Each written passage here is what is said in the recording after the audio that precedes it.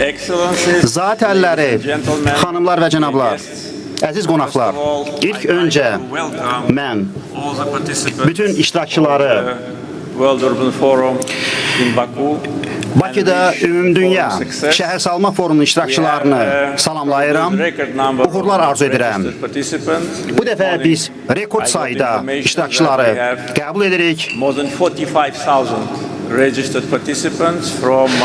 Verilən məlumata görə 182 ölkədən 35 mindən artıq iştirakçı qeydiyyatdan keçmişdir. Bu ikinci ən böyük beynəlxalq tədbirdir ki, COP24-dən sonra Azərbaycanda keçirilir. Bildiyiniz kimi il yarım öncə tədbir baş tutmuşdur və ümid edirik ki, bu forumunda 13-cü sessiyası COP29 kimi uğurlu olacaq.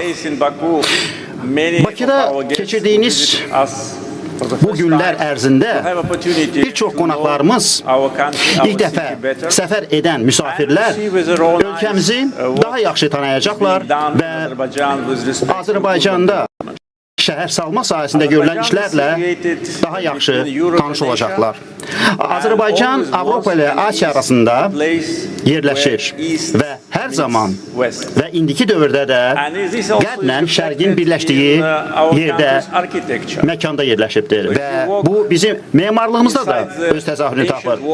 Əgər siz Bakının, içəri şəhərinin divarları içərisində gəlişsəniz görə bilərsiniz ki, burada bir tərəfdən qədimlik, digər tərəfdən çox müasir və Bakı bulvarını görə bilərsiniz və hal-hazırda ümumiyyətlə dəniz yanı gəzinti sahəsi 15 kilometrə təşkil edir və digər tərəfdən siz 19-cu əsrə aid olan və Avropa memarları tərəfindən tikilmiş binaları görə bilərsiniz. Bu, təbii bir ahəngdarlıqdır. Bakıda həm qədimilik, həm yenilik, həm bizim tarixi irsinin qorunması baxımından, həm müasir üslubda şəhər salmanın inkişafı baxımından aydın şəkildə onu göstərir ki, bizim ulu babalarımızın istedadı olubdur və biz tarixi və memarlıq irsimizi qoruyub saxlayırıq. Şəhər salma nəinki Bakı üçün və bir çox Azərbaycan şəhərləri üçün elə bir məsələdir ki, biz gündəlik əsaslarla onun üzərində işləyirik və bu il biz şəhər salma il kimi elan etmişik. Mən BMT-nin məskunlaşma proqramına təşəkkürümü bildirirəm ki, onlar bu tədbirə dəstək verən təşkilat qismində çıxış ediblər. Bizimlə əməkdaşlıq etdiklərinə görə və olduqca belə bir məsuliyyətli işi bizə həvalə etdiyinə görə təşəkkürümüzü bildiririk. 2022-ci ildən etibarən biz 3 Milli Şəhər Salma Forumunu təşkilatla birgə keçirmişik. Ağdamda, Zəngilanda və Xankəndidə tədbirlər təşkil olunubdur. Həmin şəhərlər uzun illər ərzində işğal altında olmuşdur və bugün qlobal tədbiri təşkil etməklə biz bir daha şəhər salmaya, onun inkişafına olan böyük sadiqliyimizi nümayiş etdiririk. Biz öz gündəliyimizdə insanlarımızın həyatını daha da yaxşılaşdırılmasını vacib hesab edirik və bütün zəruri tədbirləri görürük ki, onlar özlərini rahat hiss etsinlər. Nəinki Bakıda, bir çox Azərbaycanın digər qədim şəhərlərində memarlıqla biz fərəhlənə bilərik. Onlardan bəzilərini qeyd edək. Şamaxı vaxtı ilə Şirvanşahlar dövlətinin paytaxtı olub və böyük Azərbaycan şairi, 14-cü əsrin şairinin Nəsiminin yaratdığı bir yer olubdur və orada 743-cü ildə tikilmiş məscid var. Naxçıvan, Atabəylər dövlətinin keçmişdə paytaxtı olub. O, Əcəmi Naxçıvani böyük Azərbaycanlı memarında olduğu yerdir. Və Möminə Xatun türbəsi onun tərəfindən tikilmişdir. 12-ci əsrdə tikilmişdir. Gəncə dünyanın ən qədimi şəhərlərindən biridir. Bu da digər Azərbaycanın mühüm və çox tanınan şairi, 12-ci əsrin şairi Nizaminin doğulduğu bir məkandır və bugün Bakı öz tarixi simasını qoruyub saxlayır. Qəbələ, Şəki paytaxt olublar və Qafqaz Almaniyanın mərkəzlərindən biri olublar və bir çox tarixi abidələr var və Şəkinin yanında Kiş kəndində olan kilsələrdən biri, bəlkə də dünyanın ən qədim kilsələrindən biridir. Və həmçinin bizim ulu babalarımızın istedadı da məhz Lahıc qəsəbəsində görünür və kəndin yarandığı əsrdə məhz kanalizasiya sistemi qurulmuşdur və o bugünə qədər işləyir. Qarabağın tacı Şuşa şəhəri demək olar ki 30 il ərzində işğal altında olubdur. Hal-hazırda orada demək olar ki sıfırdan yenidən qurma işləri aparılır. Onun ziyan dəymiş qalası bərpa olunur. Bütün bu söylədiyim məqamlar 6-cı əsrdən başlayaraq Bakı və onun qız qalası nəinki bizim ulu babalarımız tərəfindən tikilmişdir və nəinki dağıntılardan çıxmışdır və Azerbaijanis, but are also preserved today.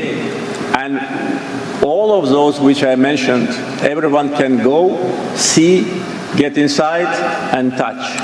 And I think this is the best indication of our attitude to our historical heritage, to our legacy. Bizə olan yanaşmanı bir daha göstərir. Biz əlbəttə ki bununla qürur duyuruq, qədim tariximizlə qürur duyuruq. Bütün bunlar bizim sadəcə musiqi, şeirimizdə deyil, eyni zamanda bizim memarlıq abidələrimizdə öz əksini tapmaqdadır. Bizim vəzifəmiz isə bunları növbəti nəsillər üçün qorumaqdır. Növbəti nəsillər isə əlbəttə ki öz növbəsində əminəm ki öz vəzifələrini yerinə yetirəcəklər. Hal-hazırda Şəhər Salmanın inkişafına olan ehtiyacı biz çox yaxşı başa düşürük. Xüsusilə də bu paytaxt şəhərlər üçün keçərlidir. Odur ki, biz ən birinci cəsarətli və eyni zamanda ehtiyatlı yanaşma həyata keçirməliyik. Mən çox vaxtı Bakıda keçirilən Formula 1 yarışını müqayisə edirəm və yeri gəlmişkən bu hal-hazırda şəhərdə keçirilən çox asaylı yarışlardan biridir. Əsas burada sürət yüksəklərdir. Saatda məsələn orada böyük sürətlə hərəkət edirlər. Pilot məsələn burada torumuza basdıqda bir neçə metr məsafədə növbəti məsafədə qədim şəhərə yaxın olur. Odur ki, pilot burada sürücü çox cəsarətli olmalıdır, eyni zamanda ehtiyatlı olmalıdır. Odur ki, ölkə rəhbərləri, liderlər qərar verərkən, şəhər salma gündəliyini inkişaf edərkən biz burada inkişaf fikrində cəsarətli addım atmalıyıq və çalışmalıyıq ki, daha yaxşı gələcək təmin edək. İnsanlar üçün, əhali üçün daha yaxşı şərtlər yaratmalıyıq. Modernizasiya öz yerində olmalıdır, lakin tarixi abidələrin qorunmasına gəldikdə biz burada çox ehtiyatlı və diqqətli davranmalıyıq. Hal-hazırda hökumətin qarşısında duran vəzifələrdən biri Qarabağın və Şərqi Zəngəzurun yenidən qurulmasıdır. Bu, sonra bildiyiniz kimi, Ermənistanın işğalı altında olmuş 30 ilə yaxın ərazidir və orada hər tərəfli miqyaslı dağıntılar olubdur. Və burada ziyarətçilər, məsələn, Ağdamı Hiroşimaya bənzədirlər. Biz onu Qafqazın Hiroşiması adlandırırıq. Çünki şəhər demək olar ki, mövcud deyil. Hər bir şey yerlə yeksan olunubdur və Hiroşimadan fərqli olaraq o bir gün ərzində deyil, atom bombası zərbəsi nəticəsində o uzun illər ərzində işğalın nəticəsində baş veribdir və bugün ictimai binalar, bütün orada hər bir şey tamamilə dağılıb və hal-hazırda orada yenidən qurma işləri aparılır və bununla şəhərin baş planları hazırlanır. Mən burada bir çox rəqəmləri sitat gətirə bilərəm. Tutaq ki, tunellərin uzunluğunu, yəni bu 5 il ərzində biz çəkdiyimiz tunellərin uzunluğu 70 kilometr. 450 körpü salınıb.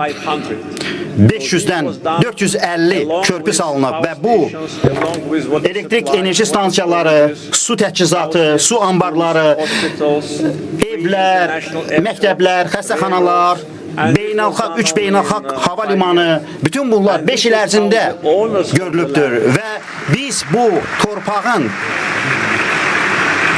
yəsi olduğunu göstərir. Bu biz digərlərindən fərqli olaraq, hansılar ki gəlmişlər yalnız dağıntıları etməyə, biz onlardan fərqli olaraq yaradırıq.